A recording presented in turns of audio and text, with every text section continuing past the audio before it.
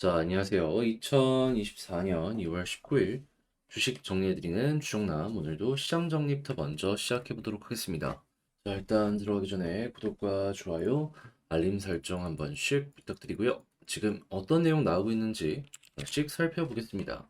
일단 뉴욕 증시는 앞서 발표된 소비자 물가지수에 이어 생산자 물가지수 PPI까지 예상했던 것보다 좀 높게 나왔어요. 그러다 보니까 페드의 금리 인상에 대한 가능성이 좀 빠지면서 이거 길어지는 거 아니냐라는 전망에 뉴욕 증시 3대 모두 하락하는 모습이 보여지게 되었습니다.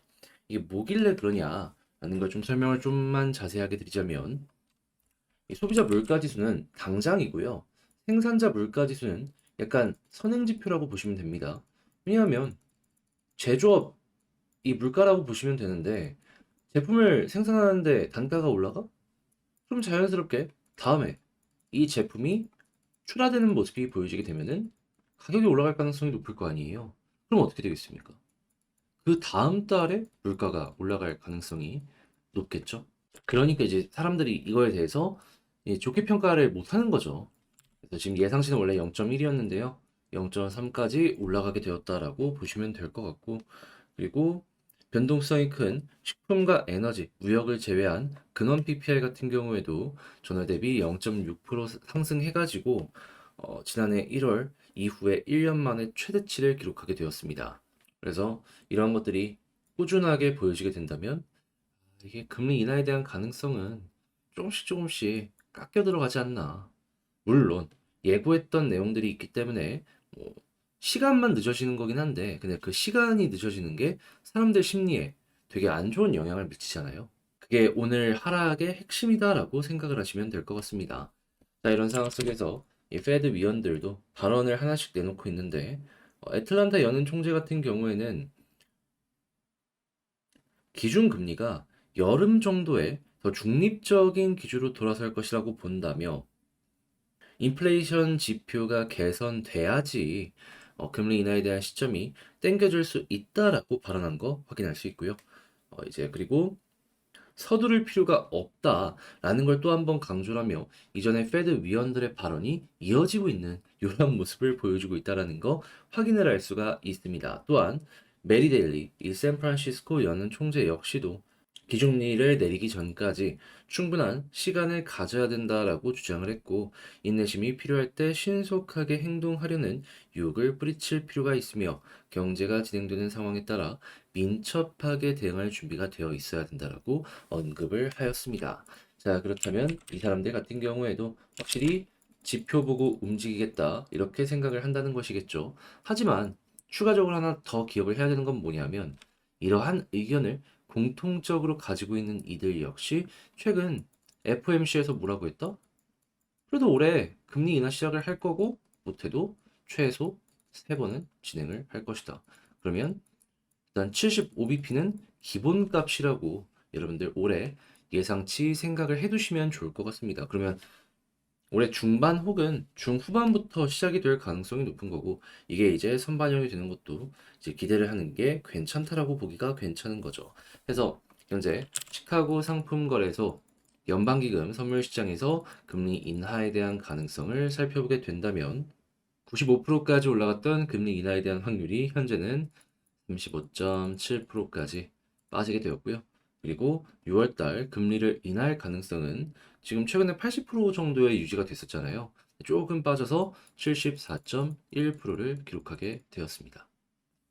그래서 이것도 그냥 조금만 여유를 갖게 된다면 여러분들 금리 인하 시점이 가장 큰 상승이 나올 것이다라고 기대하는 이들이 많기 때문에 거기에 발맞춰서 여러분들도 괜찮은 결과물을 가지고 올 수가 있지 않을까 싶습니다. 그리고 그렇게 이 시점이 오래 걸리지도 않을 것이다라고 예상하는 이유는 무엇이다? 작년 11월 달부터 3월에 대한 기대감 때문에 쭉 올라갔었거든요. 그러면 11, 12, 1, 2, 3, 5달. 근데 6월? 안 되더라도 7월이야? 그러면 6월에 5달 전이면 1월인데 지금 벌써 2월 지났잖아요. 그러면 이거는 기대할 만한 가치가 있지 않나. 그래서 조금 오래 유지할 가능성이 커졌다라고 하더라도 이 6월달 그리고 올해 3번의 금리 인하 이거는 아직 바뀌지 않았기 때문에 그 근본적인 부분에 집중을 해서 보자라고 다시 한번 말씀드리겠습니다. 그럼 이제 선반영이 어느 시점부터 될 것이냐라는 것도 생각을 해야 되는데 이거는 무조건 국채랑 연결해서 보라라고 말씀드리고 있죠. 지금은 이 PPI 때문에 인하에 대한 기대감 때문에 국채 금리가 또 한 번 올라가며 가격 자체는 빠지는 모습이 보여지게 되었는데요. 그렇지만 가격이 다시 한번 반등하는 모습이 보여지게 된다면 그럼 이에 대한 기대감 선반영. 그러면 채권이랑 같이 주식이 오르든 채권 오르고 주식이 나중에 따라서 오르든 이 순서대로 진행이 될 가능성 높을 겁니다.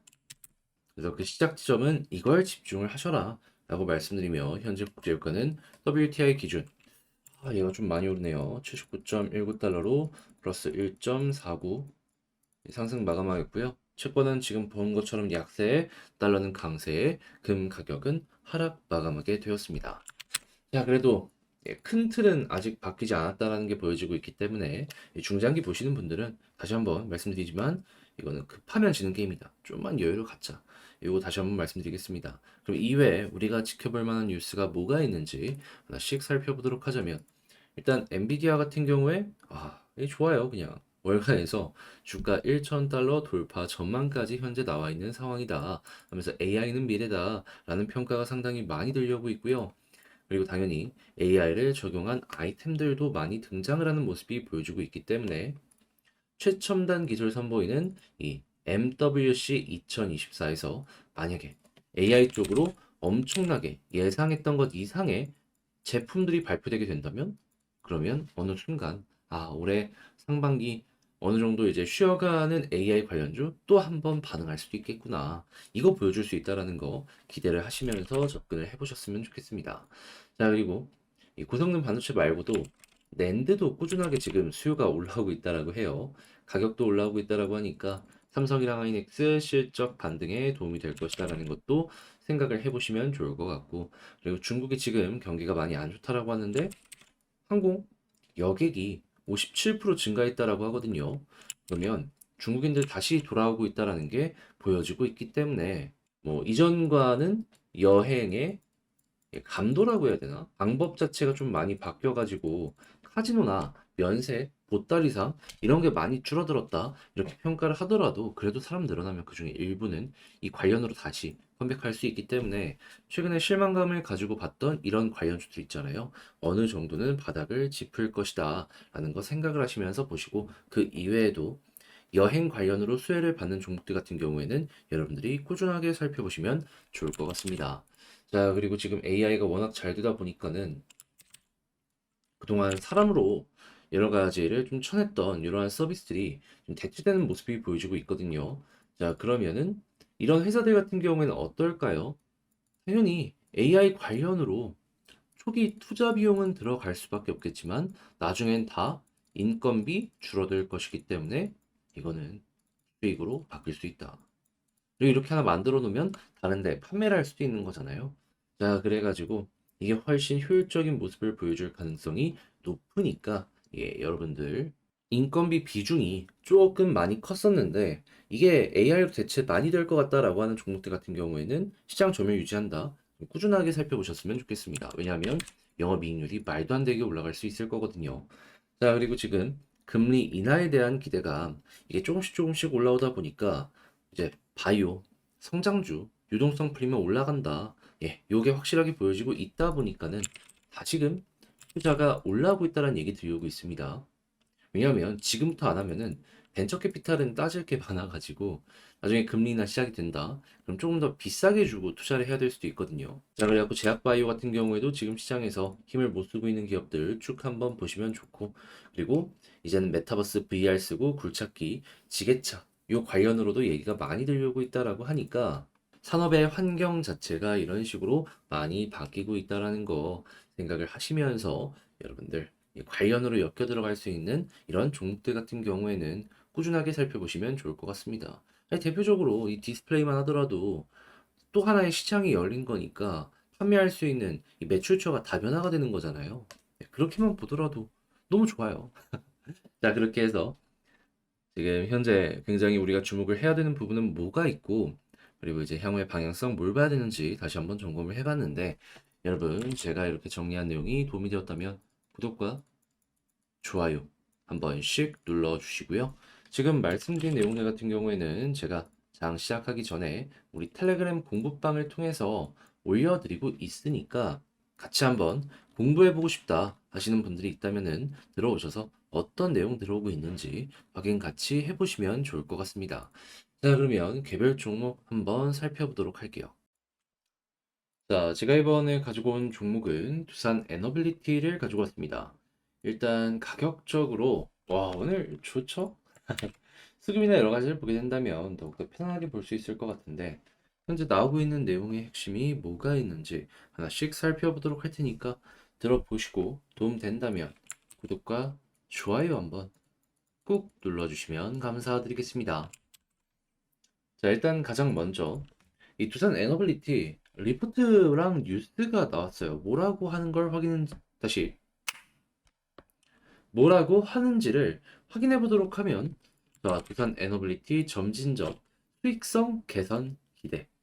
이 하나증권에서 밝힌 내용인데 자세히 한번 읽어보면 일단 4분기 실적은 기대치를 하회했다라고 이야기를 하고 있는데 자, 근데 전년 대비 회복 흐름은 확실하게 이어지고 있어서 이게 긍정적이다라고 이야기하는 걸 확인을 할 수 있습니다. 근데 이게 훨씬 더 좋은 게 뭐냐면요.